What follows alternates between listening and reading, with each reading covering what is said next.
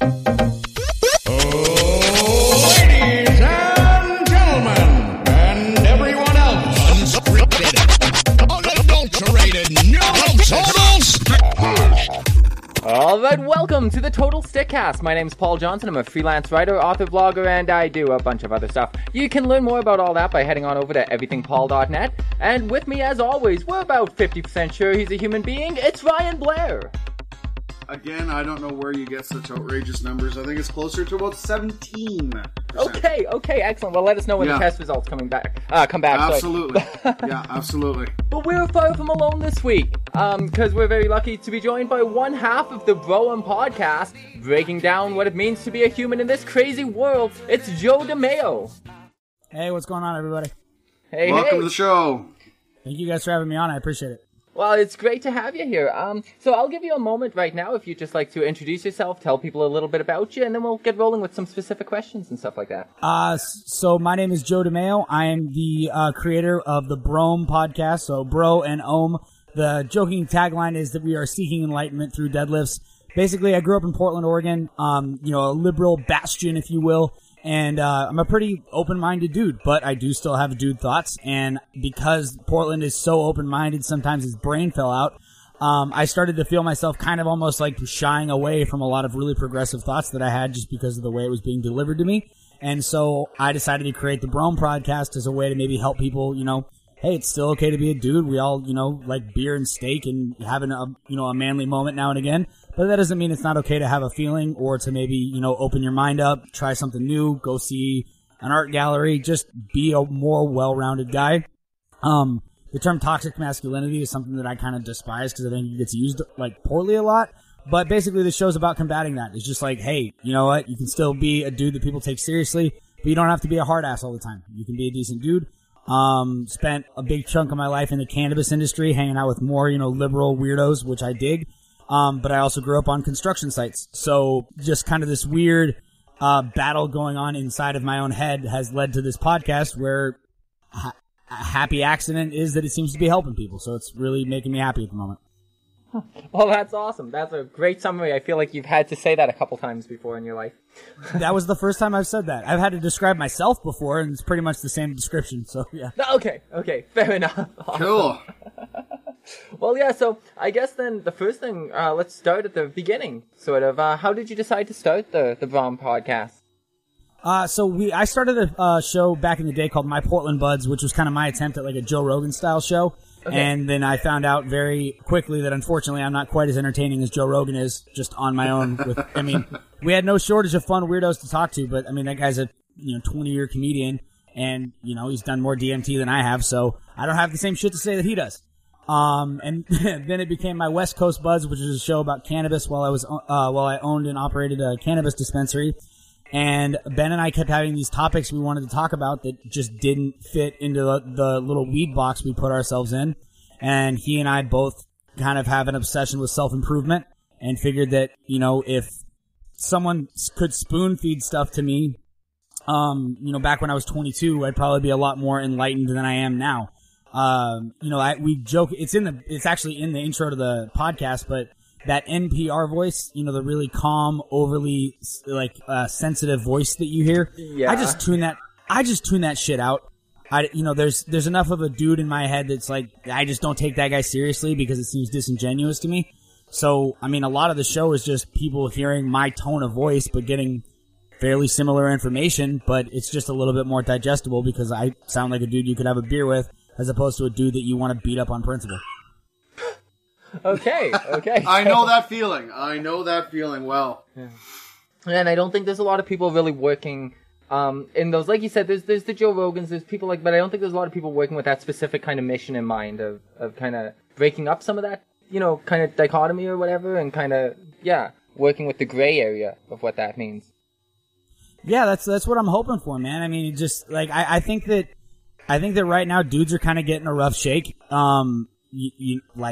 I never grew up in an era where I never would want to, but I never grew up in an area where it was acceptable to sexually harass my secretary.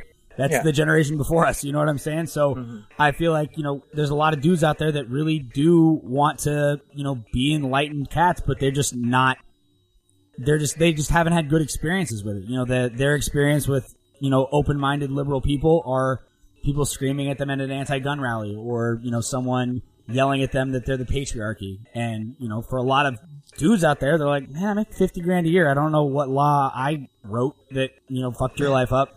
And so they end up just kind of doubling down on the whole America, beer, and titties thing. And I don't think that most dudes are like that. I think that there's a lot of dudes out there that are better people than they give themselves credit for.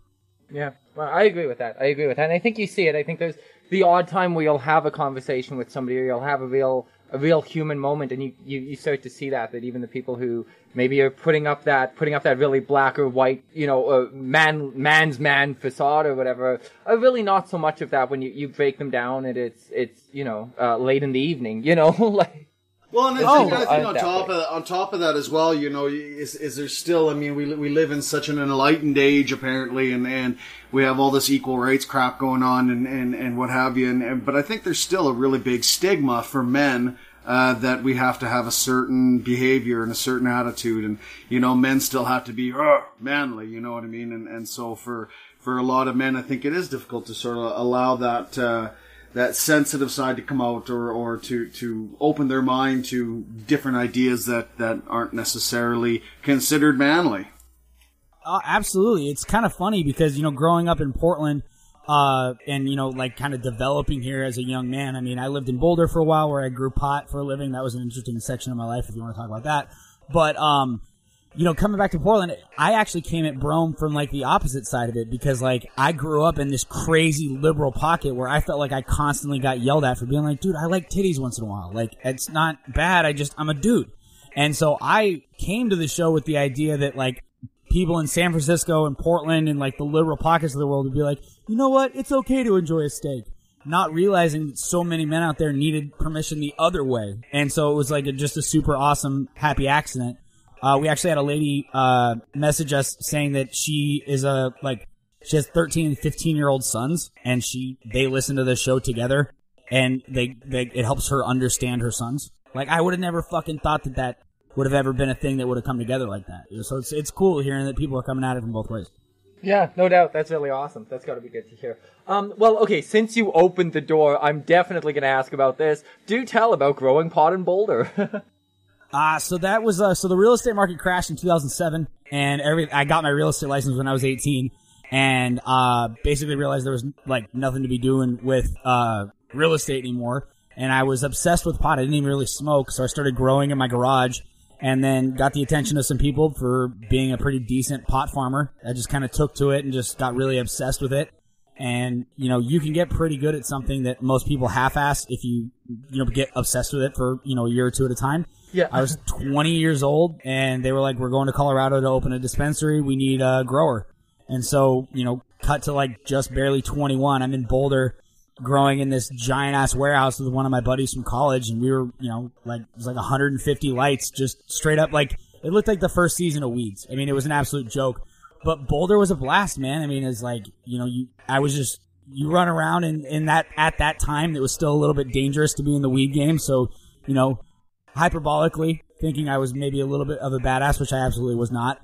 But it was a trip, man. You go that at 420 in Boulder, they had 30,000 people smoke pot on the field. I mean, it's every cliche you can imagine about Colorado at one time. And it was all true. It was a cool little, time to be there. I've gone back since, and it's very different. It just kind of feels like a small San Francisco because of the Google and everything else. And, the weed thing is pretty corporate now. So the industry is very different. But back then, people were trying to figure out what they wanted to do. I remember when we applied for our license with the state of Colorado literally said, okay, you send us $10,000. We'll let you know what the rules are when we think of them. And if you don't get approved, we'll give you $500 back. What? That was how the state with the initial run. And I'm Italian, man, so I respect a fucking shakedown like that. Yes. But I mean, Colorado, they're fucking cowboys out there, dude. People forget, man. I mean, I got my ass kicked 3 times when I first got to Colorado because in Portland, no one fights. You just say whatever the fuck you want. And I found out very quickly that they take that fucking cowboy bronco shit absolutely seriously out there. And it goes all the way out to the goddamn government. We'll tell you the rules later, but you can send us the check today. That's fucking gangster shit. Yeah, no doubt. I think that's government's all around the world, though, they want to get paid. Yeah, wow. But they normally kind of let you believe that, you know, it's going towards something, or they're a little bit subtle about what they're doing, you know? Yeah, you don't tend to get, like, sharked by them or anything like that, you know? Yeah. So since growing pot, you said you didn't, at the beginning you didn't smoke a lot. Do you smoke a lot now? Do you smoke more? I smoke a lot. I smoke before bed, you know, smoke before yoga. I mean, I keep recommending yoga to the people that listen to the show, so it'd feel like a hypocrite if I didn't do yoga. But I do not have the patience to do yoga when I'm not stoned. That's boring as fuck. Oh, okay. I used to do yoga. Yeah. Yeah, it's good for you, man. I mean, I'm built kind of like the yellow M&M character, so I don't bend as well as people would, you know, as many of the people in the class. Okay. But yeah, man. I mean, dude, it's smoke a little bit before bed. I went and saw Captain Marvel the other day. High as giraffe pussy. That was a fucking blast. Nice. Yeah. And it was a good movie. It was pretty solid, man. I dug it. The 90s throwbacks were fun. By the way, bro, am I hearing like a twinge of a Canadian accent, or is that just something in my head? Well, absolutely who knows? Canadian. It could be both, but yeah, we're Canadian. Hell yeah, I love it. Yeah. No, and we just got our legalized pot here too, but it didn't feel like quite such a parade. Like as you described, Colorado kind of changing all at one time and people out smoking in the parks and stuff like that. It hasn't really changed anything here. There's just now stores where you can also buy pot. So well, for Canada though, I mean Canada fucking sucks, okay? Like, I mean, we get free, you know, we get free healthcare, but I don't give a fuck because we get taxed out the ass. Yeah. Right? So, you know, it's insane. We get taxed out the ass. So, I mean, really, for the amount of times I go to the doctor, you know, I would be rich in the States. Like, I would be fucking billionaire, you know? And, you know, but everything, no matter what Canada does, not only they gotta tax the shit out of it, but they have to probate it a ton. So, you know, I mean, yeah, pot's legal. But I mean, like, we live in Calgary, Alberta, and you know, they started as soon as the legalization was set in stone and we were just all waiting for the date, you know, they started talking about, okay, so where can you smoke pot? So it's still illegal to walk down the street and smoke pot. Yeah, it's basically right? It's liquor. Still illegal to smoke pot in public at all. And so they had talked about these quote unquote green areas, an area for each area of the city, where people, like a park, where people could just go and light up. And it's like, so that idea was just completely shot down, apparently. You know, and I mean, obviously people are walking around the street smoking pot, because who's going to call the cops? And even if someone did, by the time they get there, you're long gone, right? So, you know, but, you know, so I mean, for us, it couldn't have been a big deal. It just couldn't, you know? Yeah, dude, I'm with you, man. When I was 19, I used to roll up to Vancouver, BC, you know, from Portland, Oregon. It's like a 7-hour drive. And, you know, you could drink it at 19, but I remember going to smoke pot at the Amsterdam Cafe a couple times. I met Mark Emery. I mean, like, weed in Canada has always been kind of a deal. It's always been there. Oh, Yeah. Yeah. Are you a Rush guy or a Tragically Hip guy? More Tragically Hip. Yeah. So one of my best friends is Canadian, and she called me a couple years ago, right before Gord passed away. I'd never heard of the Hip before. Frantic. She goes, "The Hip's having a farewell show, and we need to leave." And this is at like noon, and the show is at 8:00 in Vancouver. And so, yeah, she just showed up and took me to the Rogers Center or what is the one in Vancouver, the big dome? Is it the Rogers Center?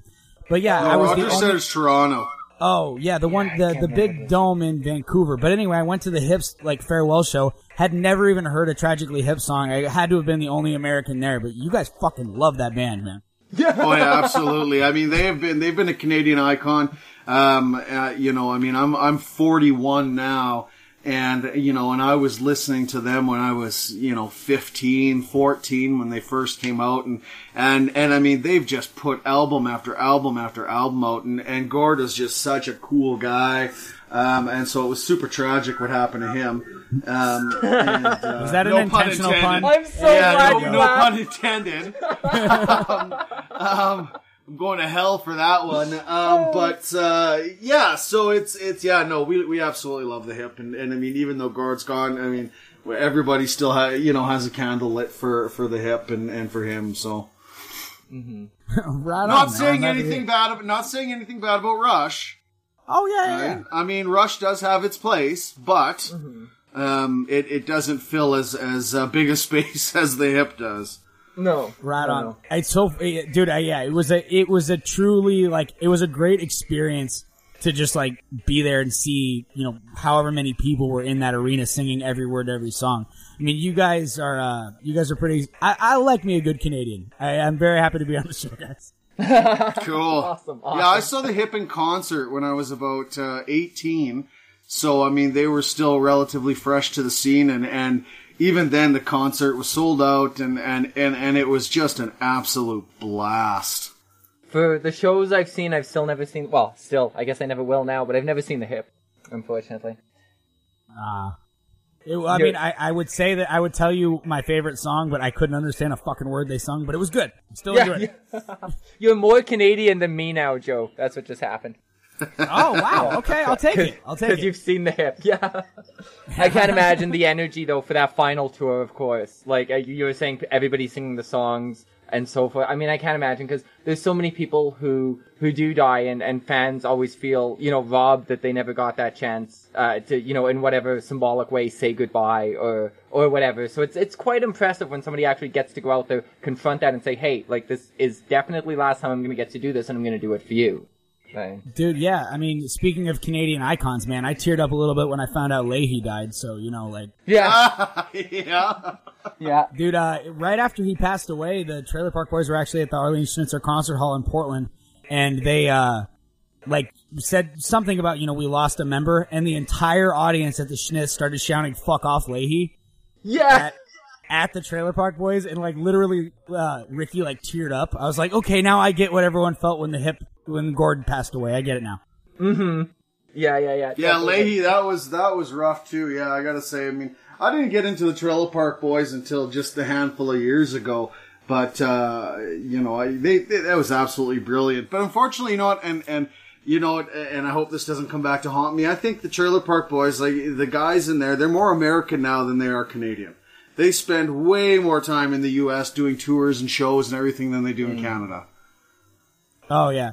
Yeah. But dude, they were that was the Boulder era, man. When I started growing pot, they started handing me Trailer Park Boys DVDs like it was something it was a fucking welcome case, a pamphlet.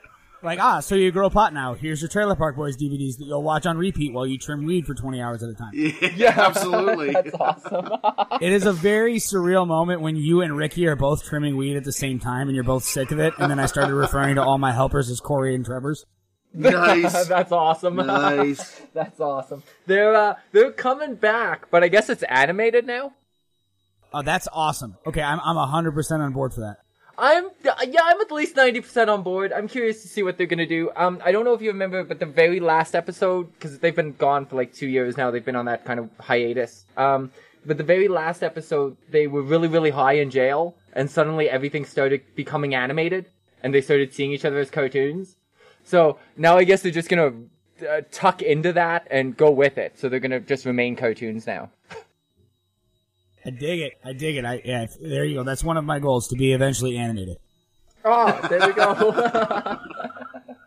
Yeah, animated on the Trailer Park Boys. I'll be animated. Sorry about that. We got off on such a tangent, I totally forsaked my notes. Oh, dude, it's all good, man. I do it all the time. Every time I have great notes that I'm proud of, I abandon them completely. And then when I'm underprepared, I fucking need them. It's just the way the world works, man. Yeah, no, maybe I'll get to know what it's like to have great notes I'm proud of. Thanks. And unfortunately, I don't have notes because somebody, not mentioning any names whatsoever, failed to send me any information in a timely manner. Hey, you got it no worries, with man. at I'm pretty least 24 easy. hours. You got it with at least 24 hours. You gave me 20... No, you gave me 24 hours, but I was also in the middle of a bone scan yesterday. Not mine, but my girlfriend's. Right? Priorities, man. Yeah, no, that's fair. I'm going to let you say that to Naomi's face next time you see her. Yeah, I probably won't. Yeah. No, she would beat the shit out of you. So, okay, yeah, so I guess I was going to ask, do you, or together with your co-host, do you have any other projects on the go? A lot of people who are creating things tend to have little things simmering on the back burner. You got a graphic novel, autobiography, anything like that coming out? Actually, yeah, we're shooting a series coming up here. We're starting on 420, actually, where we interview prominent people in Portland while we get our toes done, and it's called Bros and Toes. Oh, wicked. Okay. Yeah. So that's gonna be there's a salon that's like all the girls really want to get into. So it's called Finger Bang, which I fucking love. It's very Portland. That's awesome. And I reached out to the lady. She's cool as shit. Her name is Glynis, like just a brassy badass bitch. Cool fucking lady. And so I just love the idea of like I'm 5'8", and so like I'm gonna be interviewing one of the Trailblazers, hopefully. So like, you know, a 7-foot African American fellow next to short little ass me. Getting our toes done in a salon that girls desperately want to get into but can't. Everything about it makes me happy. So that's awesome. Great. That's the best answer. Yes. Yeah, so it's cool. There's going to be craft cocktails made while we get our toes done, and just the whole idea again is kind of back to the Broaum thing. Like, you know, take someone that you don't expect to have a conversation. So like, you know, I'm going to be interviewing, you know, a couple of prominent lesbian people. Or a couple of prominent lesbians in the Portland area that, like, visually you wouldn't expect to hang out with me. It's like, dude, let's get our feet rubbed, let's have a cocktail, let's chop it up, and in, like, 5 minutes, see if we can find some common ground. And, you know, who doesn't like their toes done? So, yeah, no doubt. That's fair. Awesome. That's fair. So where are you, is that going to be through YouTube, or do you have that, like... Yeah, that'll be available through YouTube, and then we have a couple people that are interested in sponsoring right now that might want to do, like, an exclusive very briefly in the beginning. But it'll eventually make its way to YouTube and Broaum.com, BROAUM.com. Yeah, okay, awesome. I love that idea. I'll have to check that out for sure. For sure, yeah. It'll be out in about 3 months is when that should be done editing and everything else. So yeah, it's interesting. Okay, great. Speaking of Broaum being BROAUM, do you want to talk a little about that name? Obviously it's Bro, but where did the AUM come in? What's with the name? Oh, so that's one of the spellings of Om. So, like, you know, when you, like, you know, meditate, you go, oh. Okay. Yeah. So, and, like, I was gonna go OM, but then I have Broom.com. Yes. So Bro and Om, just kind of trying to intentionally separate it so that people acknowledge that, you know, it's two different things. But, again, just kind of the whole, like I said, be a dude, but be a better dude. Try your best to be an enlightened cat. So do you get a lot of negative feedback? Or any negative feedback? I mean, I hope I'm not jinxing it by saying this, but it has been incredibly positive. And even the negative feedback we've received, like one of the reviews that we have right now is that they're going to say a lot of stuff you disagree with, but it's nice to see men helping each other get better. And they gave us 5 stars. So, nice. I mean, we're pretty unabashedly, like, you know, we're admitting we like dude shit, but at the same time, you know, also kind of calling out some of the stuff that, you know, we do that we could be better about.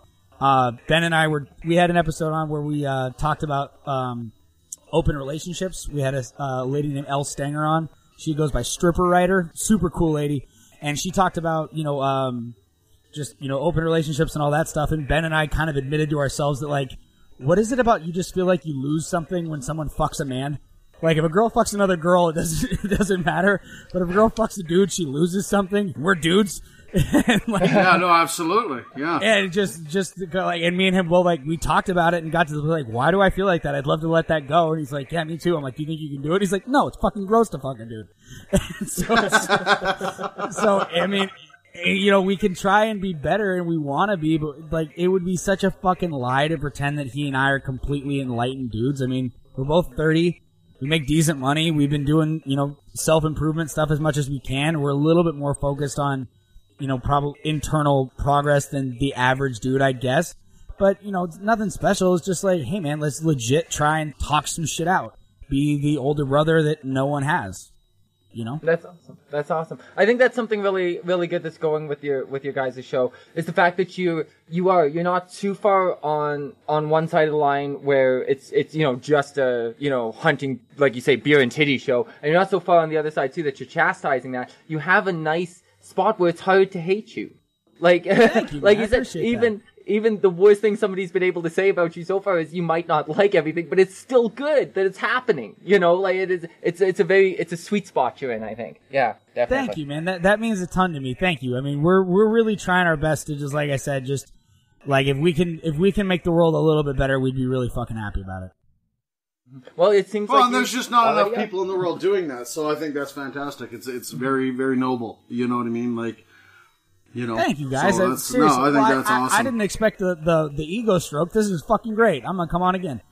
And now here's a list of 10 things we despised about you. No. Yeah. Finally, get to the good shit. Yeah. Probably through that mission of kind of trying to help, guys get better. Your show winds up having a lot to do with mental health at times. Probably, maybe some episodes more than others. But was that something you kind of knew was going to happen going in, or has that been a bit of a surprise to you too, how often you are really directly dabbling in mental health? It actually has been a bit of a surprise. I mean, I definitely knew that we wanted to, talk about things we wanted to talk about things in a candid way.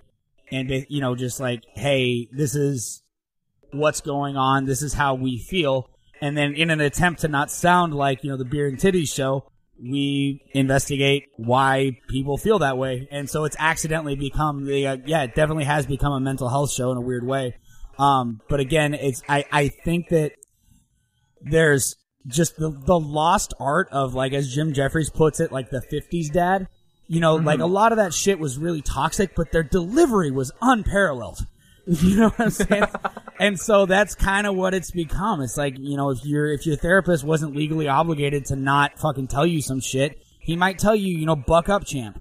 And then on the other end of it, like as an example, like, okay, like, I don't advocate ever calling someone a bitch, right? But every once in a while, someone's being a fucking bitch, man or woman. You know what I'm saying? Absolutely, and so if you acknowledge that, then it gives a little bit of credence to the other stuff you're saying. That fucking, we all remember that guidance counselor from high school where you're like, dude, I've been laid more than you. I don't give a fuck what you want to guide me into. You need to have a certain element of respect for a man giving you advice if you're going to take that advice to heart. Yeah. Absolutely. Yeah, 100%. Speaking of, you mentioned therapists and their, speaking of therapists, like, from your perspective, not that, feel no pressure to, represent all men or represent some scholarly view of the mental health system, but in what ways do you think that mental health is failing men more than it is women? Like, do you feel like that's a thing? Say that again, I'm sorry. How the mental health system is failing men more than women. Like, do you feel that that's a thing, kind of based on those stigmas, based on those things? I don't think the mental health system is failing men. Just because I think that if you can, I think access to it is a thing, and I think that the way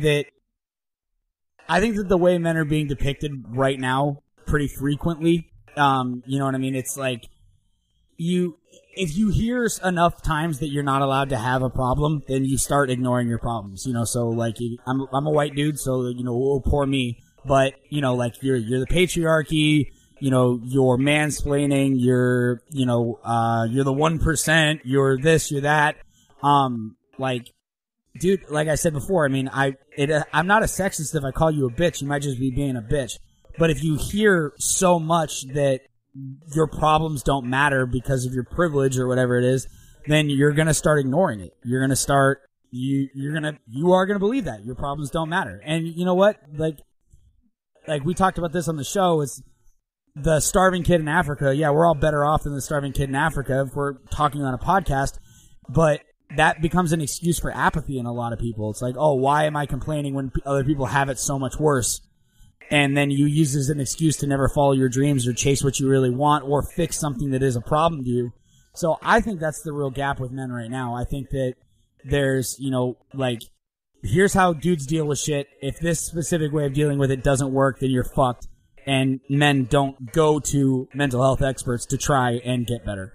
And then I think a lot of them have a real gap in the sense that, like with me, where as soon as I hear NPR voice, I stop listening. And a lot of therapists tend to have NPR voice, so you just don't take that dude seriously. Like, if you are a dude that sees yourself as, vaguely aggressive or vaguely alpha, you have a hard time listening to someone who tonally sounds like a beta dude to you. I know I used to have that prejudice, so I was like, I want to create a show where it's like, again, it really just started with the way I sound. I was like, fuck it, someone's gonna believe that I might be onto something. Like, if I tell you, dude, it's okay to cry, how are you feeling? Like, it sounds a lot different than that fucking NPR voice. And I think that, like, therapy, just based on the way it's set up, a lot of men shy away from it. But if they go, they get this. I've never gone to therapy as a woman, so I can't speak to that. But, like, if they do go, every guy I've talked to is better for it. Yeah. Okay. Okay. So sorry, it's more. Sorry for the long-winded answer. My bad. I think too. No, you're right. And you know, when it comes to, and again, I think it comes back to that stigma too, whereas you know, men don't go to therapy, right? But absolutely, once they get past that and actually do go, I've been in therapy, and yeah, I mean, the great thing about therapy is not necessarily that you're broken. It's just you're getting a different perspective on things.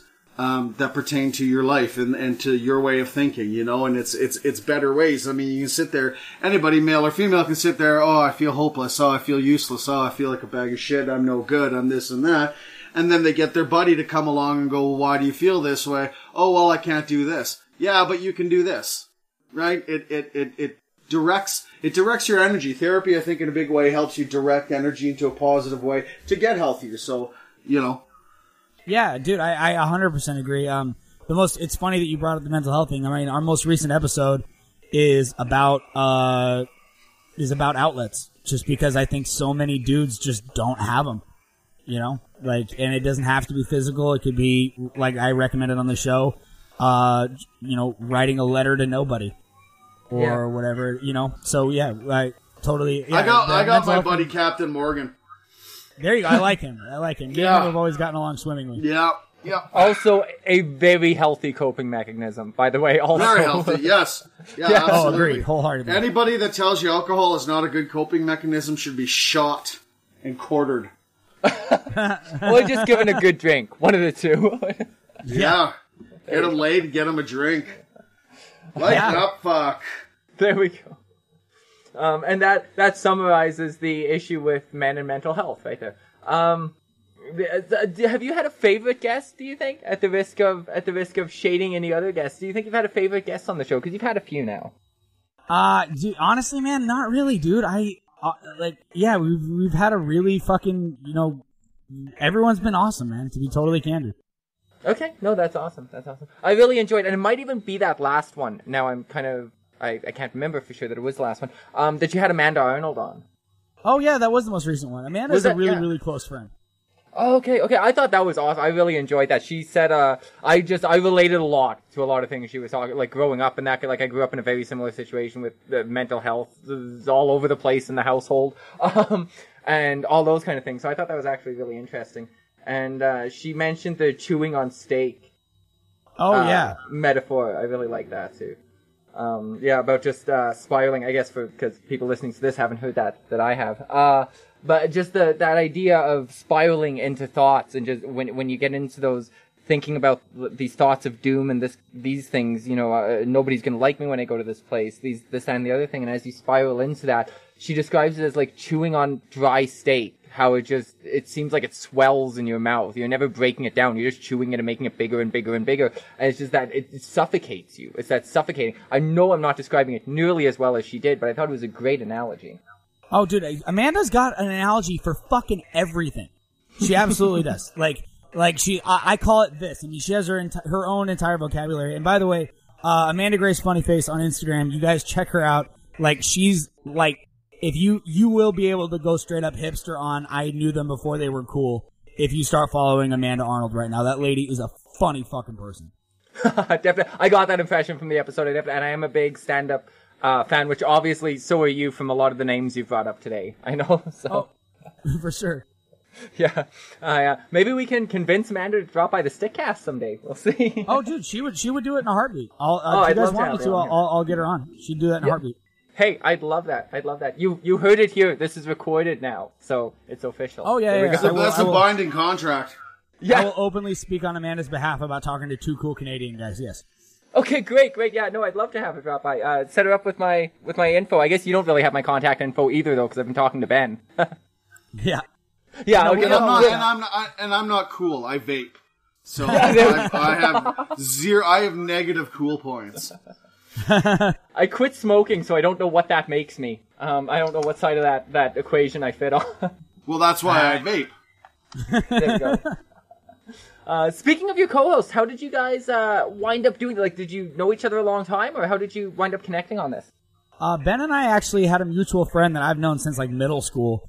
If you guys remember the How to Like Art episode, his name was Alex Moan, and I just needed a producer. I was getting ready to try and do Broaum on my own, and then Ben and I just kind of hit it off. I jokingly refer to him as the voice of reason, and we just, it's a really, I mean, Ben was one of the people that kind of helped me get past some of like my initial first impression things. I mean, the dude, you know, he's not a meek dude by any stretch of the imagination. He stands by his morals. I mean, he's not a pushover by any stretch of the imagination. But, you know, he's very measured. You know, he wears glasses. He's a little bit smaller than me. I mean, he's a dude that I initially might have thought I could push around. And then you get to know him, and the motherfucker he's a bad dude. You know, he's an enlightened cat that knows what his thoughts are, and he sticks by him. And, like, I was like, man, you know, you and I are pretty close on a lot of stuff, but we definitely disagree on certain things. So let's try and make this thing happen. And honestly, I could not do the show without him, but I was hiring him just to run the board and teach me how to work all the sound stuff. And we'd known each other, but weren't super close. And then it just turned into this fucking amazing friendship. I mean, the dude is truly like, he's like my better half. I fucking love the guy. That's awesome. Okay. Yeah, I don't feel that way about Paul at all. You guys, Oh, that's that's I good. barely stand you No. for an hour a week. No. Yeah, well, no, and that's it, right? No, that's you guys have a really good chemistry on the show, so it doesn't surprise me they came about organically like that. It doesn't seem like you were just randomly placed with one another at all. No. Yeah, dude, totally. The universe brought us together, man. Fucking, that's part of the reason we did the astrology episode.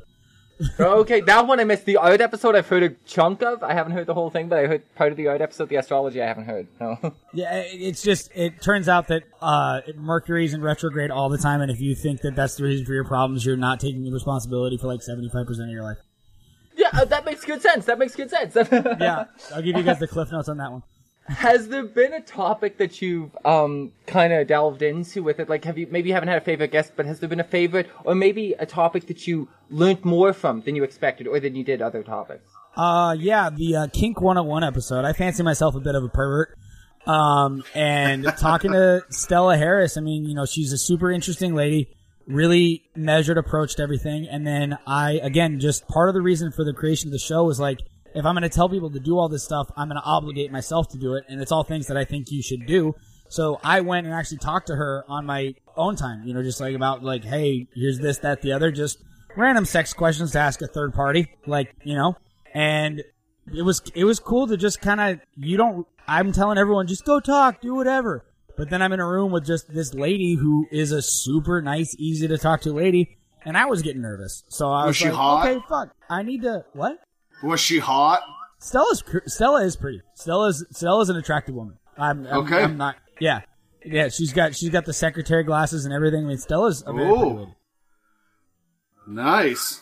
Yeah. Nice. But I mean, so I'm over here telling everyone to just go ahead and say it, and I couldn't even do it myself. So yeah, definitely gave me some insight on that one. And also, I'm better at tying knots now, so that's good. There we go. Brilliant. What did Stella do? I mean, so, like, I almost want to kind of assume she's a dominatrix, but what does Stella do there? No, so Stella is an intimacy therapist. So she talks to people about how in their, you know, personal life they can help each other come better, I guess. But I mean, there's more to it than that. And again, that's part of what you were saying earlier about the mental health stuff being kind of the happy accident. Almost every one of these episodes goes back in some way to communicating effectively. And so if I have to frame a subject with, hey, titties and spanking, and then by the end of it, it goes, talk to your fucking significant other, and dudes hear it, then everyone's happy, you know. And also, every woman that's come on the show has told us the correct way to eat pussy is to not let anyone see you do it. You gotta have your face way up in there, which has been again, unexpected thing that people repeat on the show. But yeah, so, turns out you need to talk to your partner and eat their pussy enthusiastically. But I thought the key to eating pussy was doing the tracing out the ABCs. Yeah, that's what I always hear, and I kind of laugh. I think I've tried that a couple times, and I went, "No, I've completely lost my way at about D. Like I don't even know what fucking letter I'm on. So let's just fucking, you know." Yeah, see, dude, I love eating pussy, but I'm dyslexic, so I've never used that one. There we go. No, I mean, if you really want if you want the quick and dirty on that, what you need to do is you need to make sure that you eat pussy, and it looks like, you ever eat a popsicle when you were a kid, and it's all around the sides of your mouth? Oh yeah, if you're not getting wet, you're not doing it right. If it's not all over your face, in your ears, on your knees. No, I mean fucking exactly. So if you want to know, like, I mean, that's the quick and easy on that one. I think I remember, and it's funny. I remember, I think I was about 14 or about 15, I guess, or maybe 16, and I was really close with my uncle, and I asked him, quite meekishly, hey, how do you eat pussy?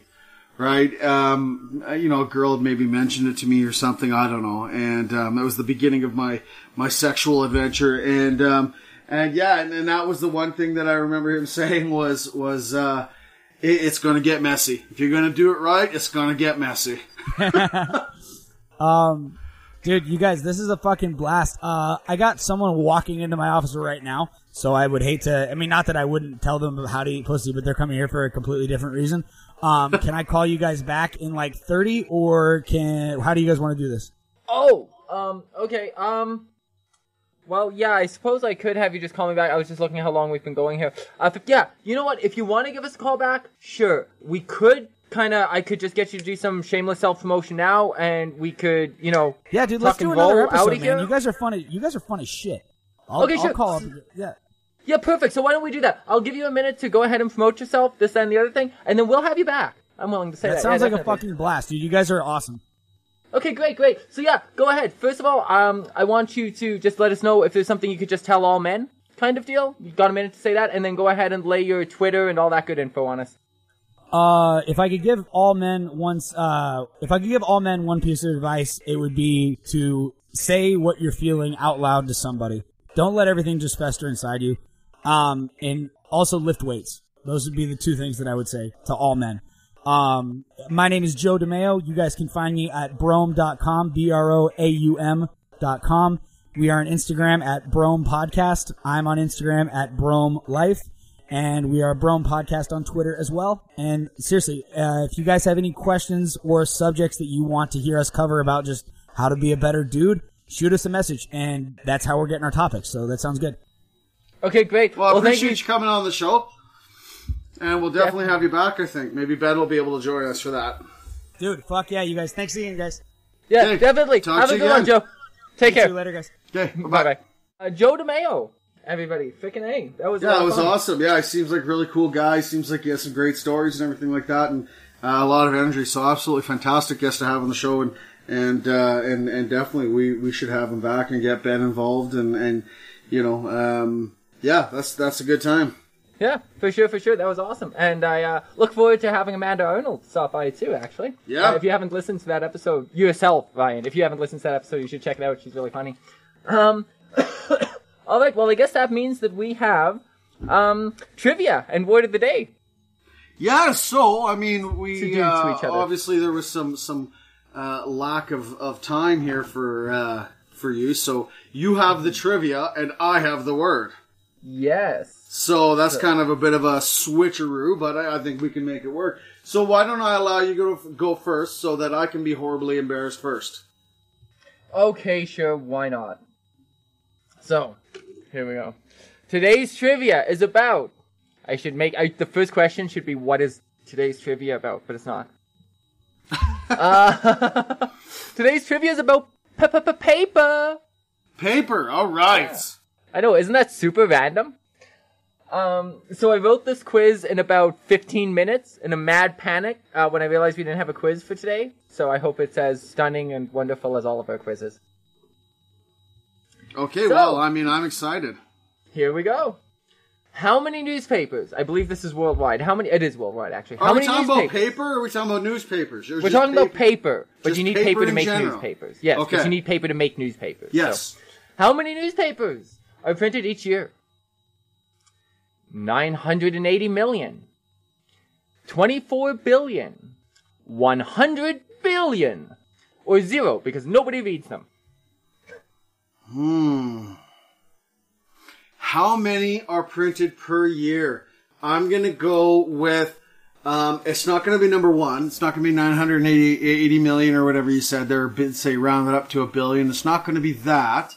Because if you do some simple math here, there's 7 billion people in the world. Granted, not everybody gets a newspaper. But generally, there's a newspaper printed every day in most cities, I would assume. Businesses yeah, get and multiple and copies. now, you know, when you say newspapers, I also think of the community news. Now, I don't know if that figure is added to your numbers, which I think would go up, because generally in most areas of a city they get a weekly community type thing, free paper. I'm going to go with the biggest number, whatever it is. Wow. Okay, so biggest number is 100 billion. Oh yeah, that might be a little high. I can't say that without my pinky in my mouth. I'm sorry. Yeah, no, I'm gonna go with that. I'm gonna say fuck it and go with that. Okay. Well, no. You said fuck it and it turned out bad. 24 billion. Okay. Yeah. Okay. It seems conservatively realistic of a number. Sure, absolutely. Yeah, 980 million just doesn't work. The math doesn't add up, and I didn't actually remember the second number you gave me, so I just went with the biggest in hopes that it was right, and clearly it was not. So No, that's the thing. terribly. Okay. So paper. You know how anniversaries have gifts, right? Like there's the gold the year. anniversary. Yep. Paper is the gift of what anniversary? Oh shit. The 1st, the 4th, the 10th, or the 25th. It's not the 25th. I want to say it's the shit. I should know this. I'm gonna go with the 10th. No, you're wrong. Fuck. You won't get the point, but if you had to take a second guess, what would it be? A 4th. Nope, 1st. Is it? I absolutely was against it being the 1st. Okay, wow, okay. But I guess that kind of makes sense, because, you know, you've gone, you've paid for a wedding, honeymoon, etc., and you're not going to go out and buy her brand new diamonds a year after getting married. So, yeah, I suppose that makes sense. Yeah, and you've got a lot of other things as gifts and stuff. Yeah, it does. Yeah. Well, I suck. Yeah, My deduction ability has gone to shit today. Yes. Your elementary is simple. Yes. Yeah. I was gonna finish that with Holmes, and then I realized that's not even how it goes at all. He said, No, never it mind. wasn't. I just And- fucked the and whole I- thing up. Yeah, I wasn't gonna bring it up this time. I was gonna let that one slide. So you're welcome. Yeah. Just humming right along then. Which of these fruits is used to make a special paper bearing its name? Orange, plum, banana, or apple? Oh, I want to say banana. Ooh, you got it right. Yeah, I know I did. Yeah, definitely you did. I was confident in my answer. So why? Why did you have a reason? Why was I confident in my answer? Because I've heard of it before. Okay, I wondered if you'd heard of it. Yeah. Okay. Yeah. And also, because I was really on the fence of whether I'd heard about it before. I mean, I was thinking you were going to go with rice, but that's not a fruit. So, but banana, just if you're trying to deduce, I would think that banana would make the most sense, as it is the most fibrous. Mm-hmm. And I believe that also it is the easiest to access in terms of gathering materials. I don't feel like oranges, plums, and apples would be economically viable to peel to make paper, whereas bananas is just a quick flip. Fair enough. Yeah. Wowzers. Did you ever think that through? Yeah, no, I it's did. definitely banana for all the reasons you just said. I thought that maybe apple, you could kind of imagine apple being ground to a pulp, sort of, and then, like, pressed, I thought maybe. But I knew plum was out there, but wow, did you ever narrow in on banana for all the right reasons? Absolutely, I did. I'm a fucking genius. It's the first one you got right, so, hold your horses. Okay, yeah, that's fair. Yeah. Which is a type of paper used as an electrical insulator? Are you an electrician? No. No, I didn't Amateur think so. electrician. Oh, okay, well maybe you know this then. Fish paper, electric paper, flash paper, or board paper? See, and I wouldn't know. I know that there's paper in electrical insulation. I've stripped enough wires and hooked up enough wires in my day to know that. Shit, I'm just gonna wager a guess at flash paper. Okay. I picked that because I'm watching The Flash. You're an asshole. Yeah, I know. But it's not that. No. Electric paper I thought was good because, hey, they call electric tape electric tape. But no, it's none of those. It's fish paper. Because everybody knows that has everything to do with electricity. Absolutely it does. There's electric eels, and those are fish. I should have been able to make the connection. Damn, you should have been. I'm disappointed in you. Yeah, I'm disappointed in myself. I'm going to have to flog myself. Yeah, okay. Yeah, but that's more for fun. I think there's a cam site for that. Yeah, there is. Wow. All right, then. I was going to say something, and I felt like it... Oh, yeah, no, it didn't. Well, not really. We're coming up to our 50th episode soon, eh? Holy jumping, we should get drunk. Yeah, I know. I was thinking maybe number 50 needs to be day drinking too. Yeah, it could be. That's not a bad idea. 50 episodes, look at us go. Yeah. Although I haven't been here since the beginning, so I can't really take a lot of credit for that. No, I counted. I think you've been here since... not since. I know what number you've been here since, 35. But I think you've been on 11 episodes or something like that. Yeah, that's cool. Yeah, no doubt. I get around. Yeah. Round. Okay, sorry, I had a Beach Boys moment. How much wrapping paper and gift bags Try again. Let me start this again. Reset. It's because I didn't write the questions properly. Generally, this time I just have point form. How much cup America? I'm just... How much wrapping paper and gift bags does America use every Christmas? Every holiday season? 4 million tons! 12.5 million tons! 79 million tons! Or 25 million tons? Let's go 79 million tons. Wow. Only 4. Yeah. Yeah, keep in mind wrapping paper is super light. I know, and that's a tough one. I mean, so yeah, I was gonna go with 4, and then I'm just like, no, I enjoy being wrong. Okay. Yeah, it's a sadomasochistic thing you got going on over there. Absolutely. This is the final question, and you can tell that I was just relying on consumption statistics at this point. How many paper cups does the U.S. use per year? I guess dispose of. Because depending how you use them, maybe those poor turtles. Yeah. What? Turtles. Poor turtles? Poor turtles. Why, do they get stuck in the cups? They get stuck in the cups. And birds and fishes and shit. I just saw a video today where a skunk had his head stuck in a cup. Oh, that's not good. I didn't realize that was a thing. I know they got stuck in not nets, 6-pack rings and stuff like that. Oh yeah, I didn't realize they got stuck in cups. I always cut my 6-pack rings, my pop things, but apparently, so a lot of restaurants are switching to cardboard straws, and again, this is some sort of movement to save the turtles. I don't really understand this one. I haven't researched it. Excuse my ignorance on it.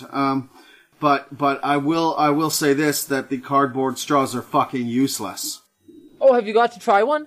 I have, yeah. Yeah, a couple months ago, a few months ago, Naomi and I went to a bar, and she got cardboard straws, and they sog up pretty quick. I'd imagine they got to get that shit under control. I think it's worth trying to do, but I think they got to get the technology under control. Well, they make those, and I think it was on Dragon's Den actually, and they had the hemp, or maybe it wasn't hemp, I don't know, but they had disposable, biodegradable cutleries and plates that weren't styrofoam or anything like that, and they were bamboo, durable. I think. Was it bamboo? Yeah, maybe. Something like that. Anyways, and they were durable. So you can sit there and with your spoon and eat your bowl of soup, right? So I mean, I'm not really sure why there isn't something like a product like that. I mean, and maybe there is, but I just know that the cardboard straws that we came across were absolutely horrendous to use. Mm-hmm. And I can't imagine the cost, That's what I think it is. Yeah. You know, like the cost of them. I mean, I don't know. Yeah, whatever. Anyway, so last question. Yeah. No, I think it's a cost thing. I think that's why more people aren't like. That's why it's not bamboo. That's why it's not, because I think the bamboo stuff's really expensive. I worked in a food court, sort of, inside a school. SATE, for your benefit, and I guess for anybody who's listening in the city. But I worked in the food court at SATE, and I was a food service manager, so I had 4 units that I oversaw, and we had one in there that was called Rice Tails. That people might know of. They're in a lot of airports. And they're like a hybrid Asian fusion thing. And as part of their thing, for a long time, we used to get bamboo forks and bamboo spoons and knife, like little butter knife spready things from them. Yeah. And in my opinion, they were kind of splintery. They weren't my favorite thing, but a lot of people thought they were really cool. Like customers thought they were really cool and stuff. So I guess that's I think it's great to, you know, it's absolutely fantastic to you know, take care of the environment, and I'm behind that 100%. You know. But it is, it's, if I'm using a disposable item, aside from the things that I might look at in terms of the impact on the planet and landfills and what have you, you know, I want it to be durable. I don't want to be sitting there with my disposable cutlery or even my plate. And that's the thing, like, I will camping, I'm a big fan of using paper plates. And, cause I can just use them to start fires or just throw it all in the fire and it's fine, right? But I'll have to use 2 or 3 of them if I'm eating a steak or a pork chop, something that requires to be cut because, you know, the juices or the moisture from your food just sogs these things right out. You know, so I mean, and so I'm using 2 or 3 of them and you know, just to be able to cut through my steak without slicing my leg open or getting steak juice all over my leg, you know?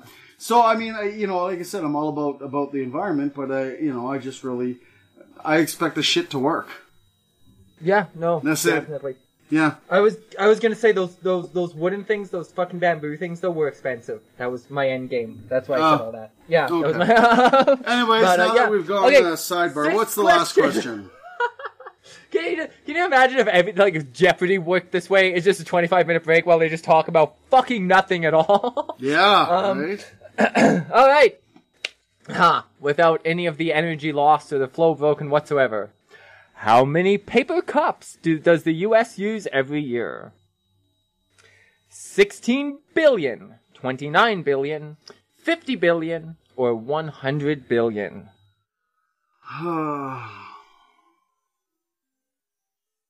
16. No. What? No, I'm gonna go with shit. I'm gonna go with 29. I'm gonna cry. Okay, it was 16. Oh, fuck me. I had already written right next to it. Okay. So you got 1 right. I got 1 right. Yes! Wow, okay. And that means that you got 5 wrong, but you came so close to getting 2 right. It breaks my heart. I did. I know. I'm shoving my head in the sand after that one.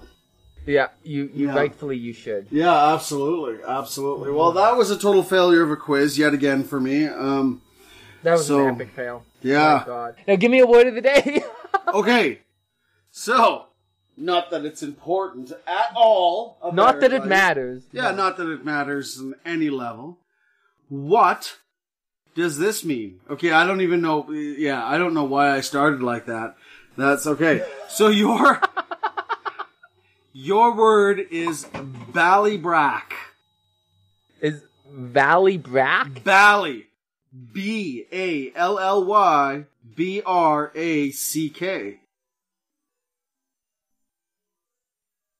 Ballybrack. Ballybrack. Okay, I know what a ballybrack, if I could say it, a ballybrack is. Holy shit. A ballybrack is, it's like a lollygag or something of that nature, but, instead of being just a haphazard and kind of meaningless waste of time, it's like, it's a confident and brash usage of time that's also coincidentally a waste of time. So it's like a very confident but redundant use of time. That's like ballybracking. if that makes sense. So, you know, you might, maybe somebody who's trying to procrastinate, might wind up washing their dirty car when they're supposed to be going to a doctor's appointment. Well, you know, they're not just lollygagging, that's not why they're late. No, they're doing something important, but it's also a complete waste of time and a total secondary priority. So that would be ballybracking. Okay. Yeah. That just happened. Okay, You're welcome. I am dumber for having listened to that. Okay. Just to be honest. So clearly you are not wrong.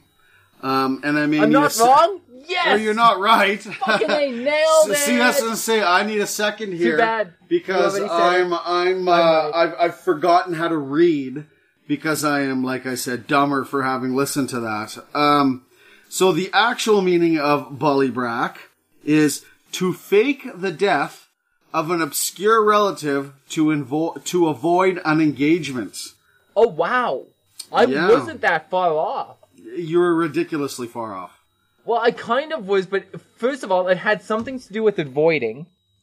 Second of all, it is a thing that you do that's dishonest. It's not an item. It's not a place. It's a thing you do to be dishonest. I think I was in a shockingly close ballpark. Uh-huh. Well, whatever helps you sleep at night, I suppose. Right. If you were my definition of ballybracking to get out of work, then but it wouldn't be important. It's close to a ballybrack. A ballybrack is close to a ballybrack. No, it's the made up death of an obscure relative. It's not even close. It's not open to interpretation where you can go, well, no, that's what it fucking means. Like, that's what it means. You can't go, oh, well, no, you weren't close. Sorry. Wow. No, I'm not. You know what? There are things that I will give you. There absolutely is. But this is not one of them. If this was Wheel of Fortune, I'd be in the right category, and that's all that matters. Wheel of Fortune? No. That's how I measure my life. Speaking of Wheel of Fortune, but not actually Wheel of Fortune, Jeopardy, you heard that Alex Trebek is dying. Yes. I guess we could talk about that, even though I haven't done any research. Yeah. Well, stage 4, pancreatic cancer. And so, obviously, he's been an absolute TV icon for 50 years or something, I think he's been doing the show. Something to that extent. And it was very cool. Like, you know, I've read a little bit here and there, and you know, he's one of the few celebrities that has never had any form of scandal.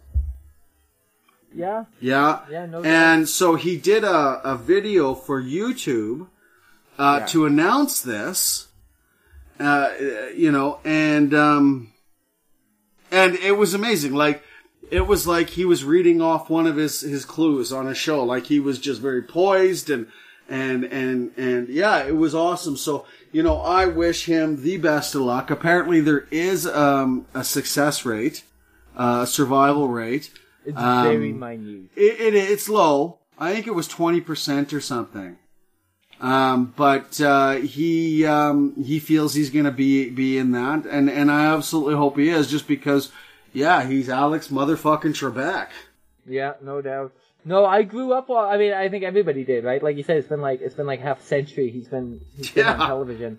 But I mean, yeah, like, of course, me, like millions of other people, I grew up watching him on TV, and him went, you know, then Wheel of Fortune right afterwards. It was always Jeopardy and then Wheel of Fortune every night. So yeah, no, definitely. That was a very big thing. I'm glad we kind of stopped to talk about that. For sure, I saw that, and I saw the video and everything. And you're right, like, he was so poised. He dealt with it so professionally, and he wanted to do it to get the jump on people finding out from the rumor mill, from it getting leaked, and there just be a rumor Alex Trebek is dying on the front page of something tomorrow. Like, he wanted to get a jump on it and be the one to tell people. Well, and even just the crap, really, right? That comes out of that when shit gets leaked, you know, inappropriately, and it's the crap that surrounds it. Like, you know, he took a trip to Africa, had sex with a giraffe, and got stage 4 pancreatic cancer or something, you know, or whatever. People just start speculating on a lot of shit, and you know, and I mean, it's an invasion of privacy, and it's embarrassing and everything. And,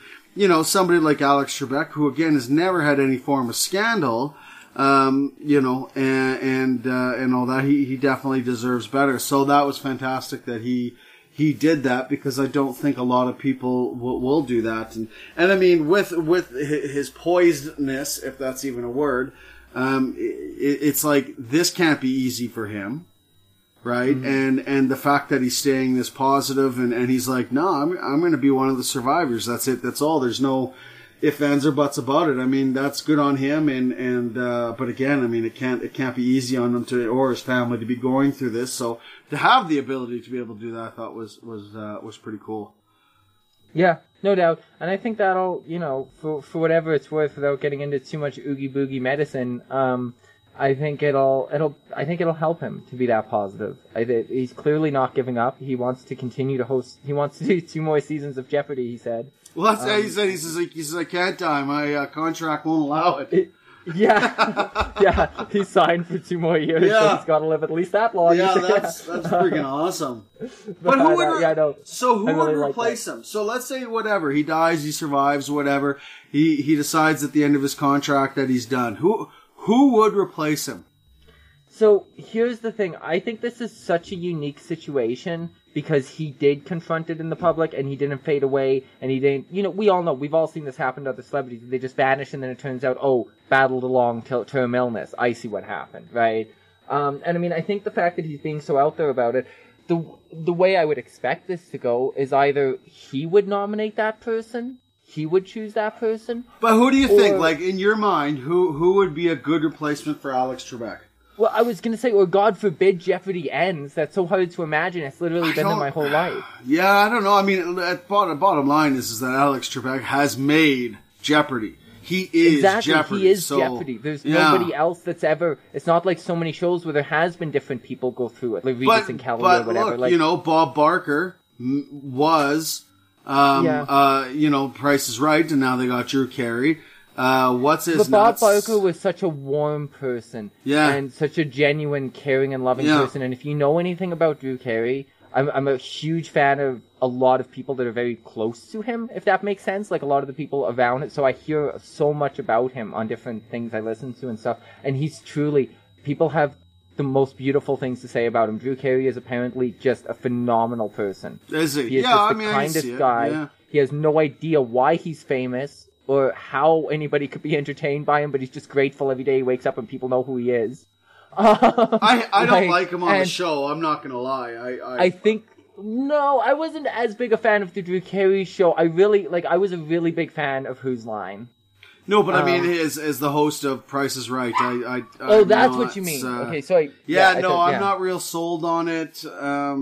It just, for me, it doesn't fit because, and I think a big part is because, you know what, I didn't mind the Drew Carey show, and definitely Whose Line Is It Anyway was awesome. But, you know, I mean, again, it's all comedy, and Bob Barker wasn't a comedian. He was a game show host, and so it's combining 2 worlds, where we see Drew Carey in one light and he's trying to be in a different light. Not saying that he's not capable. I just, you know, I think that they could have cast somebody else. But good for him. I mean, it's not like he does a bad job. You know. I mean, that's true to an extent, but I mean, Drew Carey too, I mean, you gotta give him like almost, I think it's almost 2 decades of hosting improv, whether it be Whose Line or Drew Carey's Green Screen. I mean, you could almost argue that he spent a lot more time as a host almost than he has as like a sitcom. But he was still funny. Anything like that. In Whose Line Anyways, he still made jokes. He still had a comedic presence. Yeah, but I think that's what I was meaning about like the warmth of Bob Barker and stuff. I think that's kind of necessary. You wouldn't want Alex Trebek hosting The Price is Right. No. You know what I mean? No, you don't want that. Work. These people come up and they're screaming and they're crying and they're jumping and they're bouncing and they want hugs and they want to laugh and they want, you know, like. Well, I have a nomination. Back to that. I have a nomination for the new host of Jeopardy, regardless of the outcome. Okay, my nomination is Benedict Cumberbatch. Okay, honestly? Yeah. Honestly, okay? Yeah. Well, yeah. I don't know about that. I wasn't expecting that. When I was trying to give it, honestly, like I was trying to think of somebody who's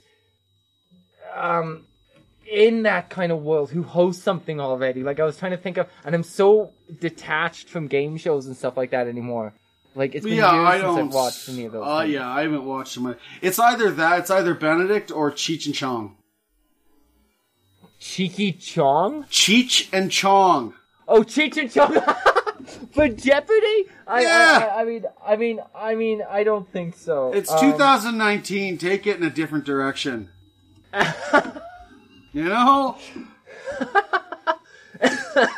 In that case, I mean, nobody's off. I just had an idea, because I was trying to look up, like, some of the best dressed men. I was just trying to get some guys in my head who were kind of that kind of poise of elegance, like Trebek. Okay. But I hadn't gotten anywhere yet. But then that made me think of, and when you said Cumberbatch, it all came together. Who am I thinking of? It's going to be so embarrassing because it's such a name. George Clooney. I was going to say the guy Ellen always fucks with. That was going to be my hint, but then, George Clooney. George Clooney. Yeah, I mean, again, you're going to accept Benedict Cumberbatch, who's definitely an actor first. Okay, the door's got to be open. So, I mean, Clooney's got that poise and that older gray fox kind of, thing about him. Well, and I think Benedict Cumberbatch has that solemnness, that voice, that monotone voice. He's a very poised person, and I think, and George Clooney, I would think absolutely would be a good choice as well, right? Yeah. Maybe Homer Simpson. Probably not, though. The thing's just going animated and shit now. Let's just do animated Jeopardy, Yeah. And your host of Jeopardy, Bart Simpson, or whatever, right? So, Peter Griffin. Can you imagine? That'd be fucking brilliant. Totally ruin the franchise. But what do you do? It would ruin life. It would. I don't even know. I'm trying to think of somebody other than George Clooney, but yeah, and I think since most of your other ones have been animated, I think I'm safe. I think George Clooney's I think I'm sticking to George Clooney. All right. Yeah. Well, I think we've covered everything. Justin Timberlake, no. I was looking for well-dressed men. I was just looking for well-dressed men, and I was like, no, that can't happen. I'm looking at George Clooney. I think he fits in. I think he would fit there. He's got the same kind of hair thing going as. Not that the person has to look like Alex Trebek. I just mean there's a thing to the show now. The show has an identity. It should be a silver fox kind of guy. It would feel weird if somebody in his 20s came out all like pumped full of energy and you know what I mean? Like that would be weird. Like it's got to be somebody who's got the lineage, who's almost a Trebek already. Okay. Well, I guess we'll find out. I mean, pancreatic cancer either kills you in a month or you survive. So yeah. So I guess in the next few months we'll see what happens, and but it could be also, like you said, and I mean, it would be unfortunate, but it could also just be canceled, which that would be terrible. Well, I think it'd be poetically beautiful if it was canceled. Yeah, I mean, no, it definitely have its not bright side, but it's poetic side or whatever. Yeah. They would do in the world of Family episode. Feud, I mean, yeah, that's had 17,000 different hosts now. Oh yeah. Like it would be nice to see kind of that Seinfeld, where he was like, we wanted to go out on top, so they just quit. They didn't wait for things to peter down, and they didn't get moved to some Friday night death slot before they went out or anything like that. Yeah, absolutely. They just did it on their own terms. Yeah, absolutely. And to see Jeopardy do something like that, like this man who has been the face of this since its birth. Yeah, and to say goodbye. Yeah, too. Absolutely. Yeah, no, I agree with you. I agree with you on that. We'll have to revisit this when we find out what absolutely actually we will. It'll be interesting to see how this plays out. So obviously, our thoughts are with Alex Trebek. Absolutely, they are. Yeah, our thoughts and our prayers and our best wishes and quintessential part of our television sets for like 2 decades now. So at least 3 decades, probably 4 decades. Yeah. Wow. So, well, on that very somber and sad note, well, if you're listening to this, obviously you've made it this far in the episode, and that either means that you killed yourself and the radio's just running in the room still, and now the first responders are there, or it means that you actually enjoy this. So if that's the case, then why don't you go ahead and leave us a review? You can do that on Apple, you can do that on even Facebook now, you can do that almost everywhere you listen to podcasts, even Stitcher, or Podient if you happen to listen to us on our host site. And if you like us more than just leaving a review, why don't we get really serious, baby? Why don't you go ahead and help us out on Patreon? You can find us over there at patreon.com/TSC podcast. And you can go over there and there's a ton of exclusive content. You can get video feeds of our podcast. You can get extended cuts of our podcast, which don't happen that often, but they happen. And you can also get special weekly minisodes that we record every week. And yeah, so today we had with us, let's get this right, Joe Dimeo. And you can find out more about him and Ben Ferguson's show, The Broaum Podcast, at www.broaum.com. You can also find them, I think, pretty much wherever there's podcasts available. I know they're on SoundCloud too. And yeah, I think that's pretty much it for us, yeah? This has been the Total Stickcast. Bye! Bye!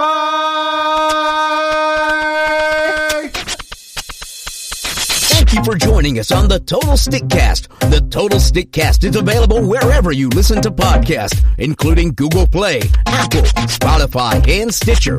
We appreciate your ratings and reviews as they help other people find us and help us to grow. Please take the time to let us know what you think. The Total Stickcast is hosted and produced by Paul Johnson and features Ryan Blair and Terry Savage. You can connect with Paul Johnson directly on Twitter at OffTheLP or at everythingpaul.net. That's everythingpaul.net. You can find the Total Stickcast on Twitter and Facebook at Total Stickcast. You can also reach us by email at TotalStickShow@gmail.com. My name is Larry G. Jones, and this has been the Total Stickcast. Thank you for making us a part of your day.